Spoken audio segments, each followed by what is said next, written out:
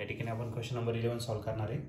In the Wheatstone's network given P is equal to 10 ohm, Q is equal to 20 ohm, R is equal to 15 ohm and S is equal to 30 ohm. तर विस्टोन्स network दिलेलं आहे. P, Q, R आणि S याच्या value तुम्हाला दिलेल्या आहे. तर आपल्याला the current passing through the battery of negligible internal resistance is. तर आपल्याला काय फाइंड करायचं, करंट किती पास होणार आहे ते आपल्याला या ठिकाणी फाइंड करायचं बॅटरीमधून, आणि त्याचा जो रेजिस्टन्स आहे इंटरनल रेजिस्टन्स तो कन्सिडर करायचा आणि निग्लिजिबल कन्सिडर करायचा. तर या ठिकाणी आपल्याला सर्किट पण दिलेलं आहे आणि जो सेल दिलेला आहे त्या सेलचं EMF 6 व्होल्ट इतकं दिलेलं आहे आणि हा PQRS हा रेजिस्टर विस्टोन नेटवर्कमध्ये कनेक्ट केलेला आहे.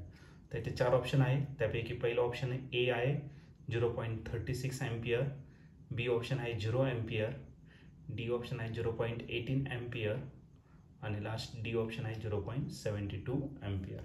तर या 4 ऑप्शनपैकी या क्वेश्चनचा करेक्ट आन्सर काय असेल तर त्यासाठी आपण याला सॉल्व करूया आणि मग डिसाईड करूया. तर या क्वेश्चनमध्ये आपल्याला विस्टोन्स नेटवर्क दिलेलं आहे ज्याच्यामध्ये रेजिस्टन्स दिलेला आहे P, ज्याची व्हॅल्यू 10 ओहम इतकी दिलेली आहे. तर या ठिकाणी आपल्याला P दिलेला आहे आणि या P ची व्हॅल्यू आहे 10 ओहम इतकी. त्यानंतर दुसरा रेजिस्टन्स दिलेला आहे Q, त्याची व्हॅल्यू दिलेली आहे 20 ओहम इतकी.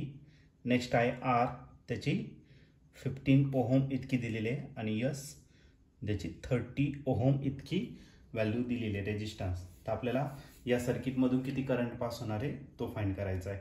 ओके, तर इंटरनल रेजिस्टन्स वगैरे निग्लिजिबल करायचं आहे आणि या ठिकाणी आपल्याला सर्किट दिलेलं आहे. तर सर्वात पहिले तुम्हाला दिलेला आहे विस्टोन्स नेटवर्क. तर या ठिकाणी आपण आता क्वाड्रिलॅटरल काढून घेऊ.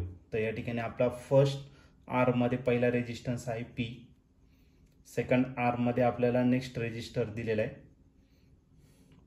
जो आहे Q, त्याच्या पुढच्या R मध्ये आपल्याला अजून एक रेजिस्टर दिलेला आहे ज्याची व्हॅल्यू R इतका आहे आणि त्याच्या पुढे अजून एक रेजिस्टर दिलेला आहे आपल्याला, तर तो आहे S इतका. ओके, या ठिकाणी वेगळं दिलेलं आहे P, या ठिकाणी R दिलेला आहे, या ठिकाणी Q दिलेला आहे आणि इकडे S दिलेला आहे. तर त्यांनी थोडंसं पॅटर्न चेंज केलेलं आहे आणि या ठिकाणी आपण गॅल्व्हनोमीटर या ठिकाणी कनेक्ट करणार आहे आणि याला आपल्याला सेल कनेक्ट करायचं आहे आणि त्या सेलची जी व्हॅल्यू आहे तर ती दिलेली आहे 6 व्होल्ट इतकी. EMF दिलेला आहे त्याचा, हा त्याचा पॉझिटिव्ह टर्मिनल आहे आणि हा त्याचा निगेटिव्ह टर्मिनल आहे आणि या बॅटरीचं जे EMF आहे तर ते किती दिलं आहे तर 6 व्होल्ट इतकं दिलेलं आहे. तर याच्यातून किती करंट पास होणार तो आपल्याला फाइंड करायचा आहे. तर ऑलरेडी तुम्हाला या सगळ्यांच्या व्हॅल्यू दिलेल्या आहे. तर हा जो P आहे तो किती आहे तर 10, R जो दिलेला आहे तो किती दिलेला आहे तुम्हाला 15, त्यानंतर Q जो दिलेला आहे तो आहे 20, Q जो दिलेला आहे तो 20 ओहमचा आणि S जो दिलेला आहे तो 30 ओहमचा. तर असे रेजिस्टर तुम्हाला दिलेले आहे. तर सर्वात पहिले सर्किट बॅलन्स आहे किंवा नाही ते चेक करू. मग सर्वात पहिले या दोन रेजिस्टन्सचा रेशो घ्यायचा, म्हणजे कोणाचा P आणि Rचा. P आणि Rचा, Pचा जर रेजिस्टन्स घेतला तो 10 आहे, R साठी किती 15. आता दोन्ही 5च्या टेबलमध्ये 5 2 जा आणि हा 5 3 जा. आता या दोनचा रेशो घ्या Q आणि कोणाचा Sचा. Q divided by S, Q आहे तुमचा 20 आणि S आहे तुमचा 30. 10च्या टेबलमध्ये दोन्ही आहे, 10 2 जा 10 3 जा. मग याचा जो रेशो आहे तो 2/3.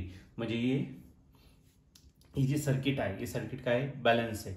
सर्किट जर बॅलन्स असेल तर याच्यातून जो करंट पास होणार गॅल्व्हनोमीटरमधून तो 0 असेल. मग तो गॅल्व्हनोमीटर तुम्ही कनेक्ट नाही केला तरी चालेल. आता हे जे दोन रेजिस्टन्स आहे कोणते P आणि R हे दोन्ही कशा असणार सिरीजमध्ये, आणि सिरीजमध्ये आपण डायरेक्टली काय करतो त्या रेजिस्टन्सची ॲडिशन. तर हा 10 आहे आणि हा 15 आहे. 10 + 15 जर केला तर तो किती असणार 25. मग वरचा जो रेजिस्टन्स आहे तो किती राहील 25. त्याच्या खाली दोन्ही रेजिस्टन्स कनेक्ट केलेले, हे पण सिरीजमध्ये असेल 20 आणि 30. तर या दोघांची जर ॲडिशन केली तर तो भेटेल तुम्हाला 50 ओहमचा. तर 25 आणि हा 50 आणि याला आपल्याला बॅटरी कनेक्ट करायचं आहे सेल, ज्याची व्हॅल्यू दिलेली आहे तुम्हाला किती 6 व्होल्ट इतकी. त्या सेलच्या EMFची व्हॅल्यू किती तर 6 व्होल्ट. आता हे दोन रेजिस्टन्स कसे पुन्हा पॅरलल, आणि पॅरललमध्ये आपण काय करतो रेसिप्रोकल घेऊन त्यांची ॲडिशन किंवा डायरेक्टली या दोन रेजिस्टन्सचा वरती मल्टिप्लिकेशन करणार 25 × 50 आणि खाली दोघांची काय करणार ॲडिशन 25 + 50. 25 तासाचा असू द्या, 50 पण तासाचा असू द्या, आणि या दोघांचे जर ॲडिशन केलं तर तो भेटेल 75. 25च्या टेबलमध्ये 75 आहे, 25 3 म्हणजे राहिला 50 डिवायडेड बाय किती 3. ओके, मग जो टोटल रेजिस्टन्स असणार आहे तो टोटल रेजिस्टन्स किती येणार तर तुमचा 50 डिवायडेड बाय 3. मग या सर्किटमध्ये आपण त्याला टाकून देऊ. मग या रेजिस्टन्सची जी व्हॅल्यू आहे ती किती झाली तर 50 डिवायडेड बाय 3, आणि या सेल जो आहे तर त्या सेलची व्हॅल्यू दिलेली आहे तुम्हाला किती 6 व्होल्ट इतकं. आता याच्यातून करंट पास होणार आहे. करंट कुठून पास होतो, current always direct from positive terminal आणि निगेटिव्ह टर्मिनलला एंड होणार. इकडे प्लस आणि इकडे मायनस. मग या ठिकाणी आपण आरामात काय करू शकतो तर KVL या ठिकाणी आपण अप्लाय करू शकतो. मग या ठिकाणी आपण KVLचा यूज करणार आहे बाय युझिंग KVL. ओके, तर आपण या डायरेक्शन जाणार. लास्टचा साईन प्लस आहे मग तो झाला +6 व्होल्ट इतका. ओके, पुढे जर गेला तर लास्टचा साईन मायनस आहे. रेजिस्टन्स तुमचा 50 डिवायडेड बाय 3 आहे आणि करंट किती तर I इतका. या सगळ्यांची जी सम आहे ती किती असणार 0. हा मायनस राईट साईडला काय होणार प्लस. मग 6 = काय भेटलं आपला 50 डिवायडेड बाय 3I. ओके, मला I फाईंड करायचा, 3 कडे डिवाइड, इकडे काय करा मल्टिप्लाय. मग I = 6 × 3, त्याला डिवाइड करायचं कशाने 50 ने. ओके, 6 3 किती होणार 18 आणि डिवाइड बघा आला तुमचा 50. ओके, आता हे 2च्या टेबलमध्ये दोन्ही असणार 2 9 2 25 म्हणजे आपला जो करंट आहे तो किती भेटेल 9 डिवायडेड बाय 25.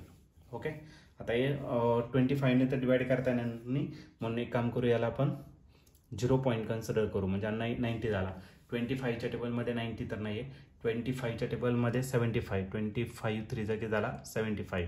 90 मधून 75 जर मायनस केला तर तो भेटेल आपल्याला 15 म्हणजे 150. ओके, तर 150 आपला आहे किती 6. 25 6 किती 150. मग आपला जो करंट असणार आहे तो असेल 0.636 एम्पियर एवढा त्या सर्किटमधून करंट पास होणार आहे. आणि या ठिकाणी तुम्ही ऑप्शन जर बघितलं तर ऑप्शन नंबर A जो आहे तो आपला या ठिकाणी करेक्टली मॅच झालेला आहे. मग या क्वेश्चनचं जे आन्सर असणार ते ऑप्शन A. ऑप्शन A म्हणजेच काय, current flowing through the cell circuit is 0.36 ampere.